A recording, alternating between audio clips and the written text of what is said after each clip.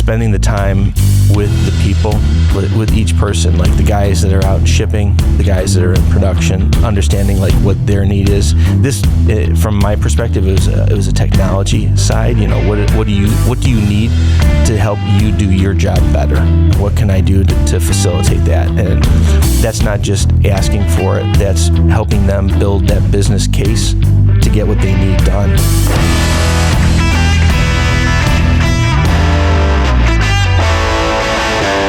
Welcome to Real Leadership, the podcast that cuts through the noise to focus on leaders who make, move, and process things in the real economy. Together, we'll discover the strategies and hard-earned lessons from pragmatic, gutsy leaders who operate in a world that is more steak than it is sizzle. Right here, we dive into their stories, challenges, and triumphs to go beneath the surface to the very heart of leadership in the real economy. I'm your host, Jim Weaver, Chief Operating Officer of the Ōnin Group, where we believe that real leadership does indeed matter. Let's go.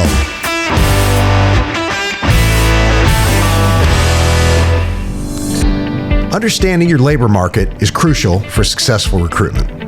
Ōnin Staffing's Recruitment Strategy Guide provides insights specific to your geographic location and the positions you're hiring for. Our Recruitment Strategy Guide delivers a clear snapshot of your labor market and actionable intel to tackle market-specific challenges. With Ōnin's expertise, we help you navigate and win in your competitive landscape. Empower your recruiting process with the insights you need. Learn more about Ōnin's Recruitment Strategy Guide at ōninstaffing.com/strategy. In today's episode, I have the pleasure of introducing to you Mike Schillinger, COO of Advanced Plastics, a custom plastic extrusion company based in Lincolnwood, Illinois. That's right outside of Chicago. Mike has a bachelor's degree in electrical engineering from the University of Illinois, Urbana-Champaign. Over the course of his career, Mike has worked in roles that range from technical architect to project manager and business development director. Mike first began working with Advanced Plastics in 2008 as an IT solutions consultant, giving him an outsider perspective on the business.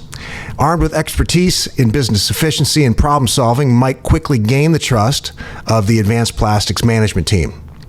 Last year, in 2022, Mike assumed the role of Chief Operating Officer.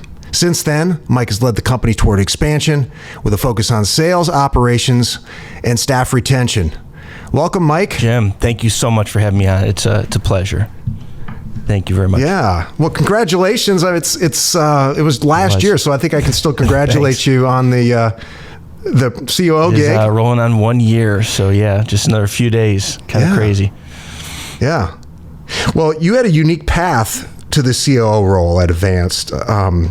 Your background is as a technical architect, and they started as a customer, right? Very much so.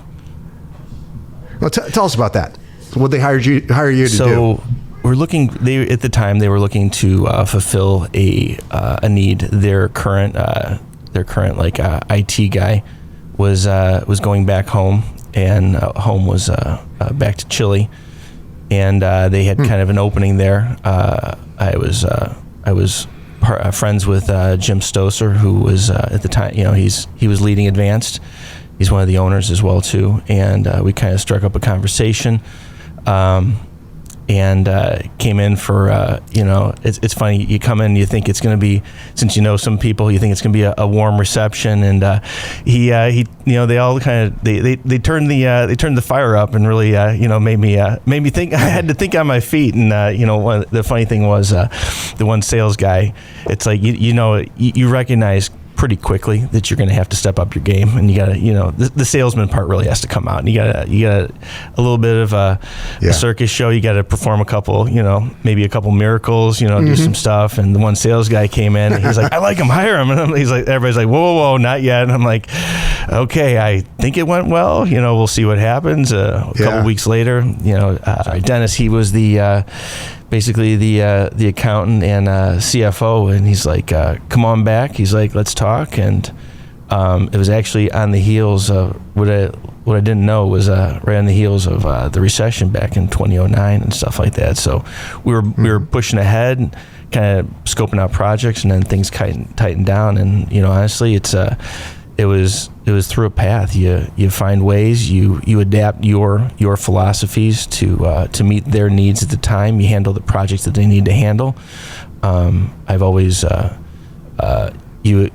even if it's not budgetary friendly, sometimes you need to talk about it, and you need to handle issues and stuff like that. It was everything from just day-to-day IT stuff, Rick and I were joking a second ago, I need some batteries for the mouse, but sometimes that's what it is. It's getting a computer in the right hands. Yeah. And over the years, just helping them strategically determine their technology direction.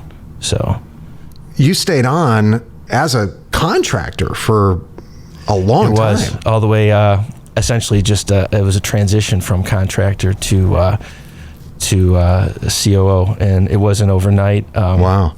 The company was going through a potential sale, and there was the one thing that really sticks in my mind is no matter how you spin it, there's so much longevity here at Advanced. The workforce, there's so many people have been here 20 plus years. So wow. Honestly, it's something I don't see every day, especially, being in IT, you see turnover every year or two, a couple of years, even the long ones, some of my other clients, 3, 4, 5 years, but nobody 20 plus. And there's so many that and it gets even bigger at the 15-year marker plus.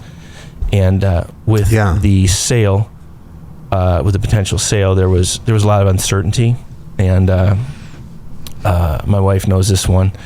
I woke up one morning and I broached the idea over coffee. I think it was a Sunday. And I'm like, what if I throw my hat in the ring? Offer to take over and propose the idea. Gives the owner who was looking to retire an opportunity to retire, and it allows stability in the company. I'm not unknown. I'm not coming from the outside. It gives me a chance to, I honestly, I guess, see if one guy can make a difference. See if you can do it, It was kind of like a 14-year interview, really. Yes, it was. 14-year, and the actual back and forth was about 6 months. So to say that it was overnight, it was far from it. So you started going into this, but what do you think are the things that aligned? What did you bring in? I mean, even to be for them to work with you as a client, as a consulting client for 14 years, you were fitting some need or meeting some opportunity with Advanced Plastics. What do you think that was? I love working with my clients, and they're not just customers. They're not really just clients. It's friends and in relationships. And I developed basically very personal relationships over the course of over the course that I was running with MSI, and this was no less than that. Every time I come in, it's spending the time with the people, with each person, the guys that are out in shipping, the guys that are in production, understanding what their need is. This, from my perspective, it was a technology side. What do you need to help you do your job better, and what can I do to facilitate that? And that's not just asking for it. That's helping them build that business case to get what they need done. And honestly, it's a lot of times I was kind of the liaison. So I've humorously called I've been called a meat shield. Sometimes you gotta, you just take it. You're about ready to walk into a firefight, and you just take it, and it's all right. It'll be over at some point. There's gonna either be a yes, gonna be a no, or a maybe. And I try to walk out with the yes or a maybe. It's even the no. Is it really a hard no, or is it a soft no? Do you really mean no? Mm-hmm. And then if I ask tomorrow, will it be a yes? So. Right. Okay. Well, there's another rumor going around. I had heard that your one of the reasons why you got the COO gig was both you and Jim have in common the fact that you're both world-class sprinters, and you had raced him for the gig or something at the company picnic, a 100-meter dash. Is there any accuracy? It wasn't me, but I was the like I said, I like to be the kind of the site behind it. It was Jim and Steve. He's now the shipping director, and my desk was right outside. It was, I lovingly call it the tri-state, 294 here in Chicago, which is 8 lanes on each side of the expressway. It's it's a mess. Everybody walks by, everybody sees what's on. There's no privacy, and so everybody comes out, they would congregate, and Jim and Steve would always go at it, of course, lovingly, and who's faster, who's this and who's that, and I'm like, why don't we just lay down and see who's the fastest? So roped out 100 yards on the street, and it was basically a dash for a dash to see who's it was bragging rights, nothing but. Yeah. So Jim was an older guy. Yeah. Right. Yeah, he it is. I mean, I maintain that Steve threw the race, but you know what? It's all right. It's there. I do have one photo finish. One guy's laughing, and the other guy is he's moving. So it was good. I tell you what, I loved it. I wouldn't trade that for the world. I think we were the idea was 5 days of festivals, kind of an Olympic, Olympic venue. Yeah, right. Festus for the rest of us. Yeah. Yeah, that is taking one for the team. I know for me, I try to keep in shape and stuff, but man, my days of running a sprint are over. It is not pretty. I was getting blamed for all the cramps later too. So since you organized this, no, come on now. It was good. I enjoyed that. Recruiting top talent is tough. Ōnin Staffing focuses on people, offering exceptional benefits to attract and retain dedicated workers. Partner with us for flexible, data-driven solutions. Visit ōninstaffing.com to learn more. I'm going to put on my nerd glasses for a second here. It's always fascinating to hear how businesses make a living. So you're in obviously with your title, you're in the plastics business. That's a really broad category though.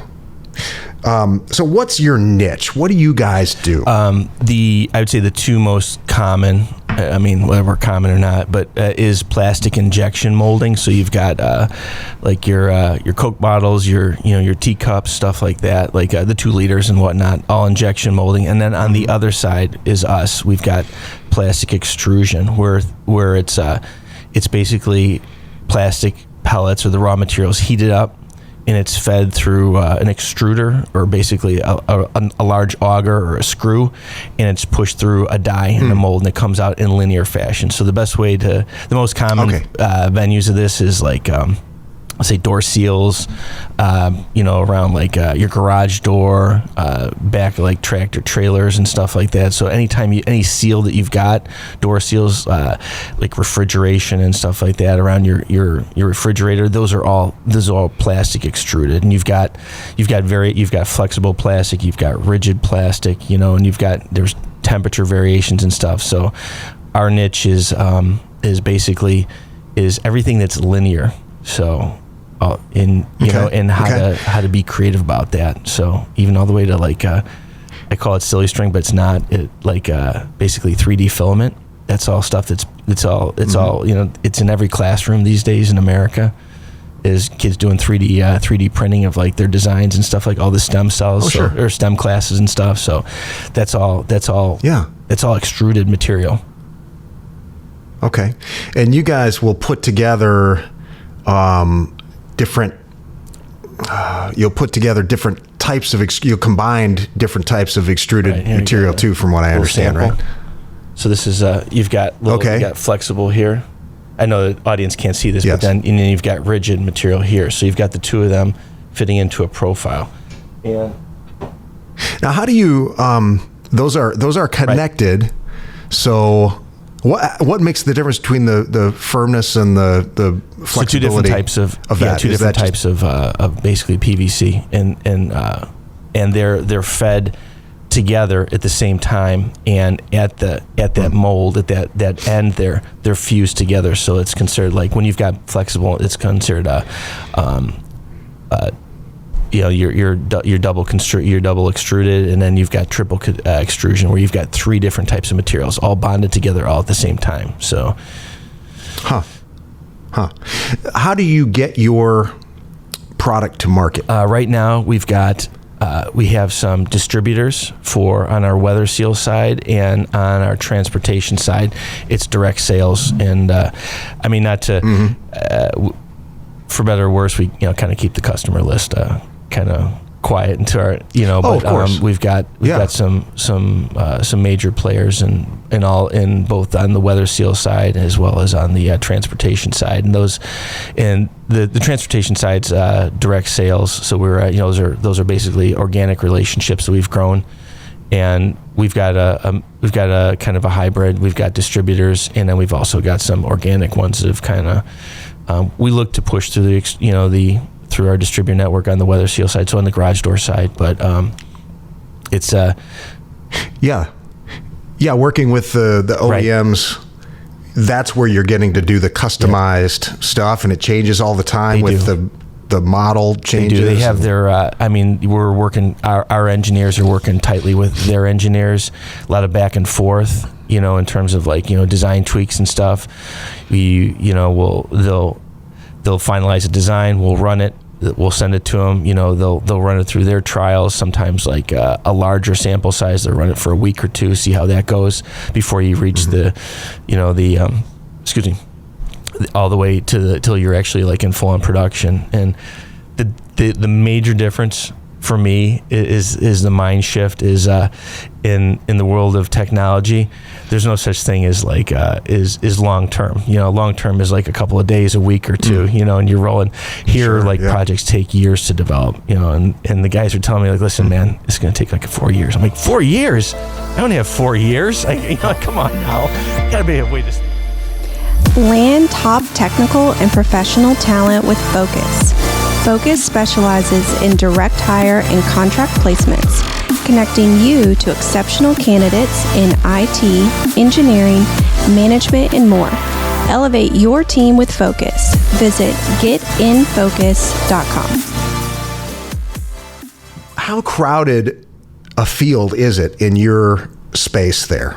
With what you produce, is it extremely competitive, or is it just a couple of players, or do you guys have a real unique niche that you are operating? No, that's a great question. The folks that are our competition are both large and kind of not necessarily quiet, but they're it's I guess we each know that we're out here in our own in our own geographic areas and stuff like that. So there's a lot of I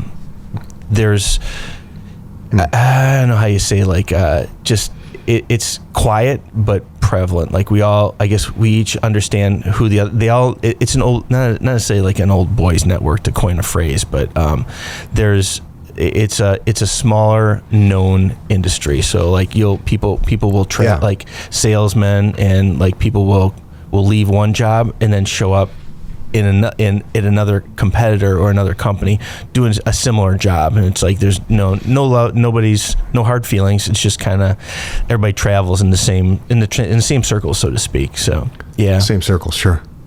Is it so you mentioned it's kind of geographic, a little bit geographically yep, a little geographic in terms of where the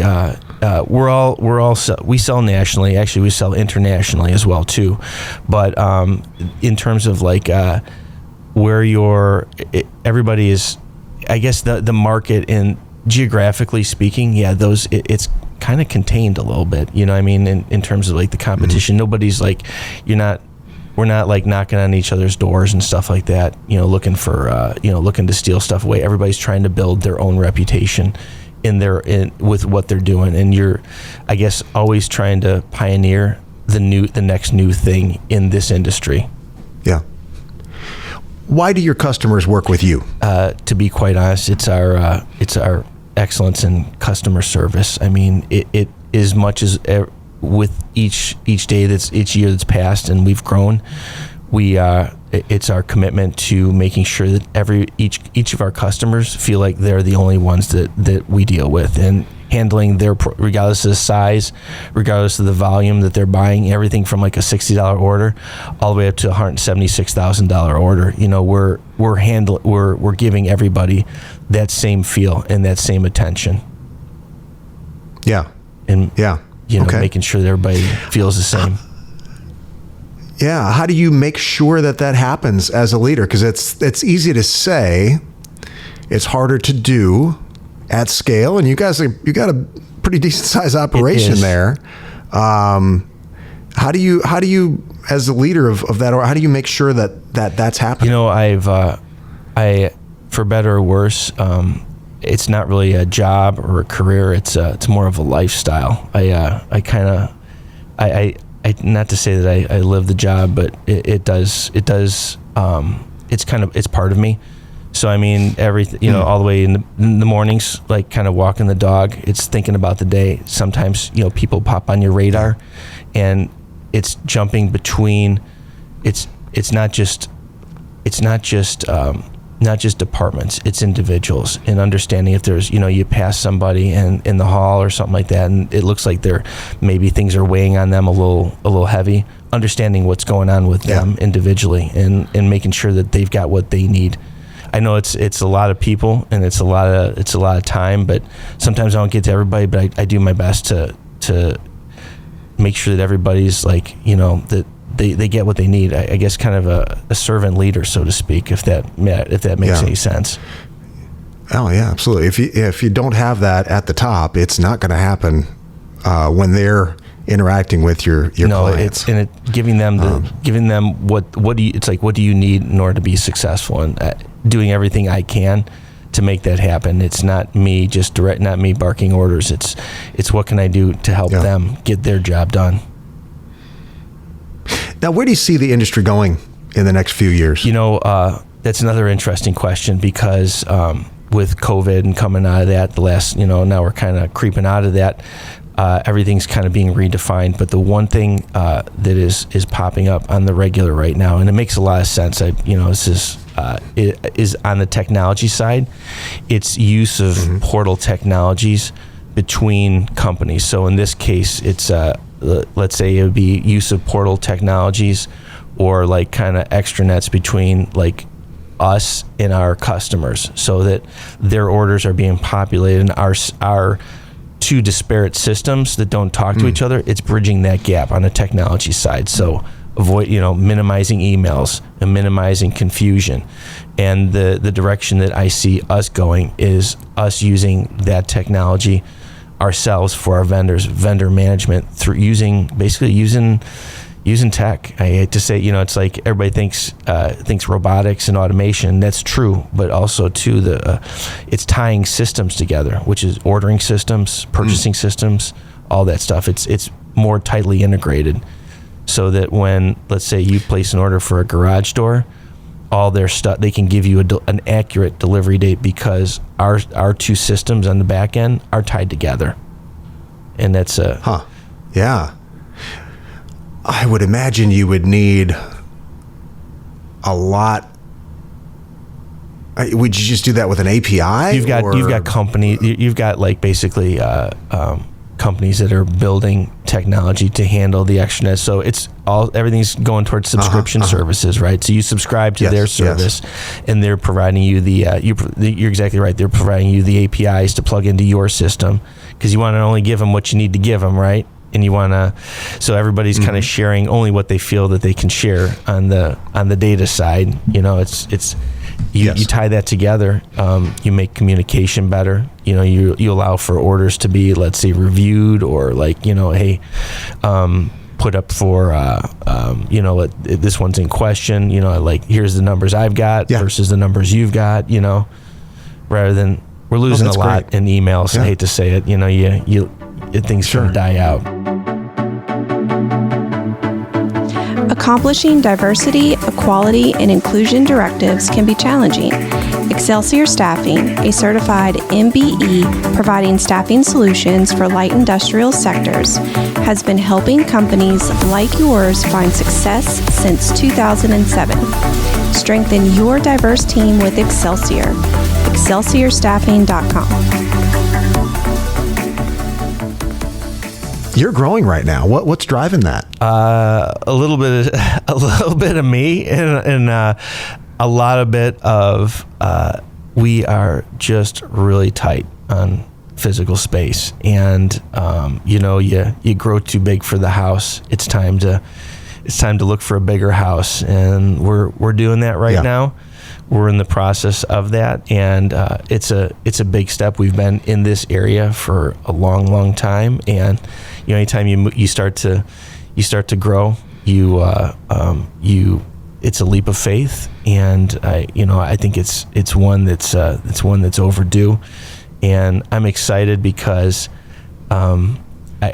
it's the future. I mean, it will allow us to serve our customers like so much more efficiently. You get a happy driver that comes in, gets his pickup, heads out, in, out, bing, bang, boom. It's like he gets back, he shows up at his, back to his home base, and good experience. Everybody's happy. Nobody's yelling. Yeah. It's time to grow. Yeah. Okay. Yeah, that makes sense.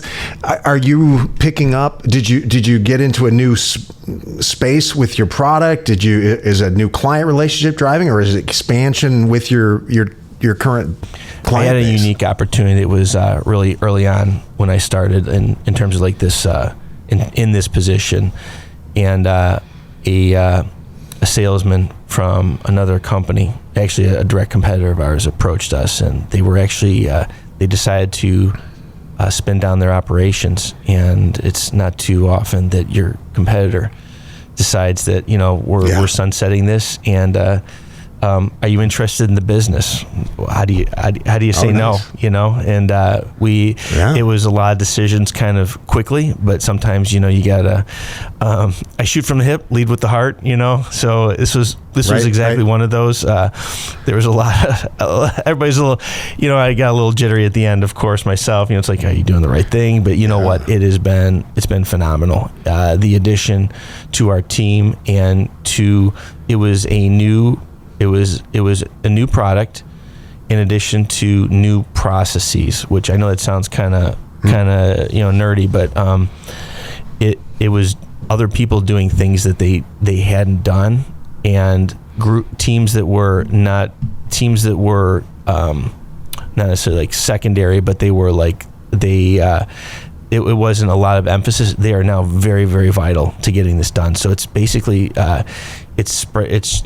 it's whole team. It's a whole team effort, and there's nobody that is insignificant. Nobody that is not part of the team. It's like, oh, here's this area.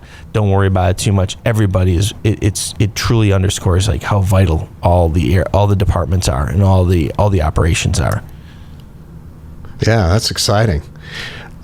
You mentioned the longevity of your team there.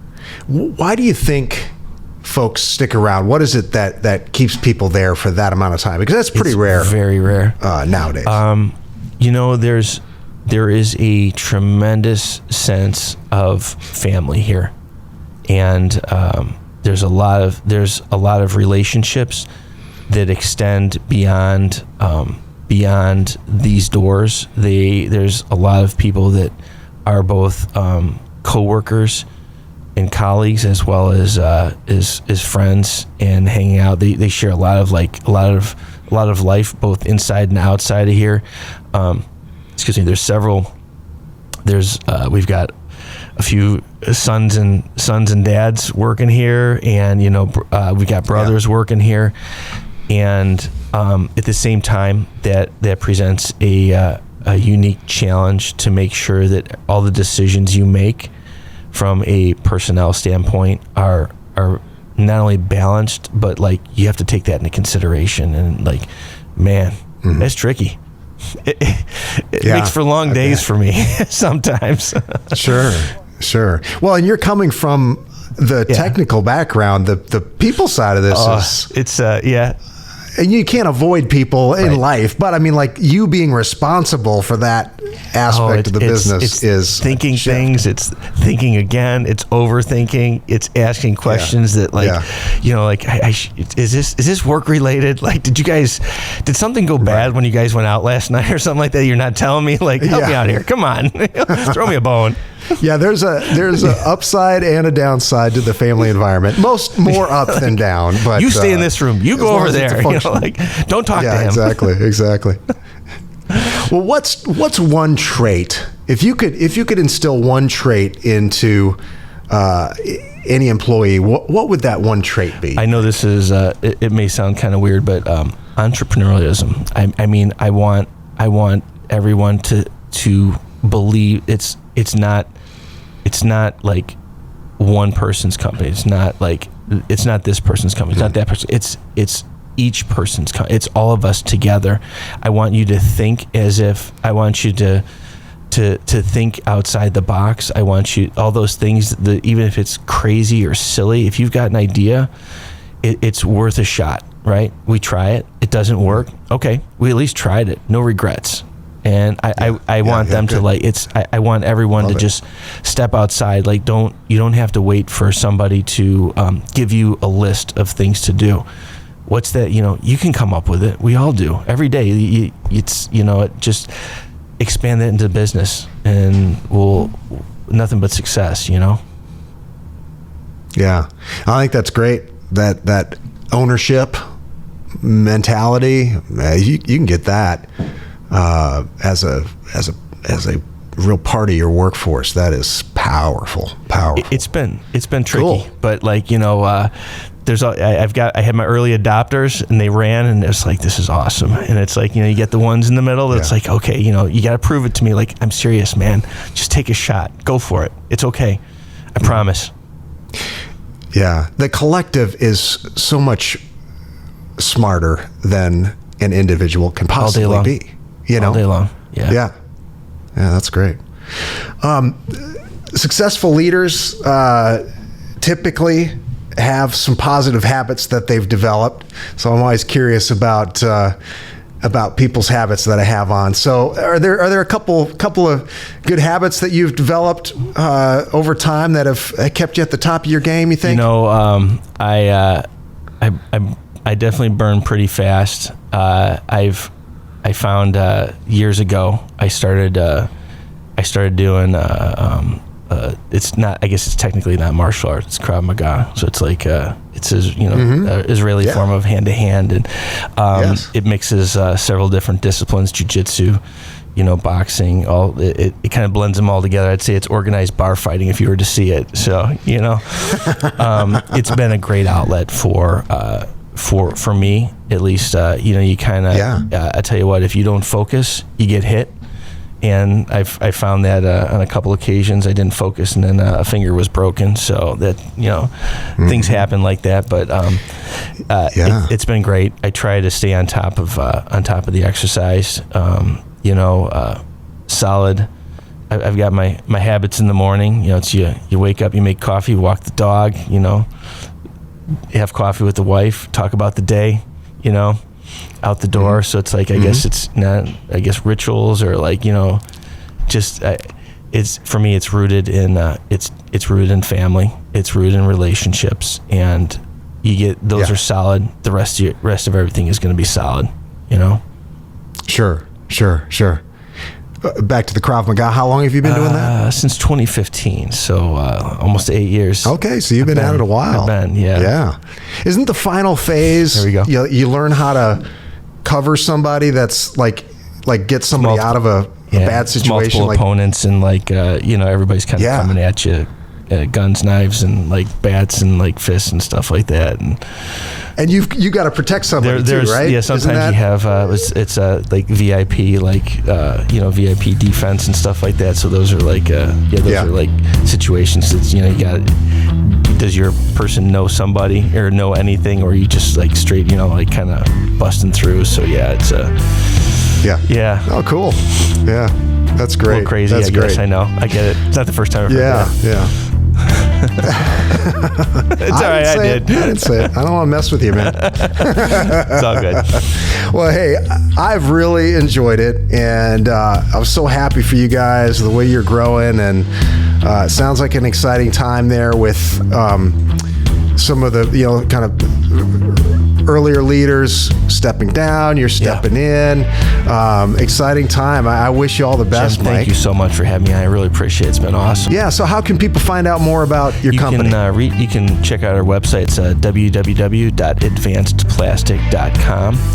And also too, we're still retooling the LinkedIn and the Facebook page, but you can reach us. You can also reach us phone 847-674-2070. So. Okay, and we'll put that in the show notes as well, so people won't have to try to write it down while they're riding in the car. Okay, very good.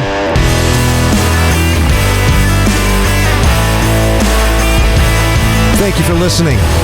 This podcast was powered by Ōnin, a family of staffing companies providing real staffing solutions to manufacturing, logistics, and food processing companies across the United States of America. To get in touch or learn more about partnering with an Ōnin Group company, visit us at www.oningroup.com. Thanks for tuning in. Until next time.